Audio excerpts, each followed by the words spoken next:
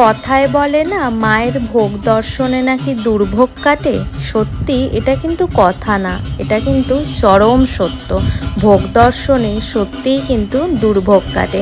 কালকে ছিল আমাদের বাড়ির ফলহারিণী পুজো, আর অনেকের বাড়িতেই কিন্তু বা অনেকের পাড়ার মন্দিরেও কিন্তু এই দিনটা মায়ের পুজো করা হয়।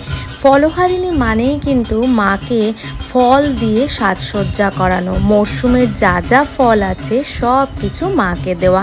এখানে দেখো ফল দিয়ে কত সুন্দর মালা গেঁথে কিন্তু মাকে পরানো হয়েছে। আর যত রকমের রসালো ফল আছে, মরশুমের যত নতুন ফল আছে এই সময় সব দিয়ে কিন্তু মাকে পুজো দেওয়া হয়। আর মায়ের পুজো মানেই তো পদ্ম, সেটা না হলে কি করে চলে। তো চলো তোমরাও কিন্তু মাকে দর্শন করে নাও। জয় মা, সকলের মঙ্গল করো। আর এই ভিডিওটা দেখলে কমেন্টে অবশ্যই জয় মা লিখে দাও।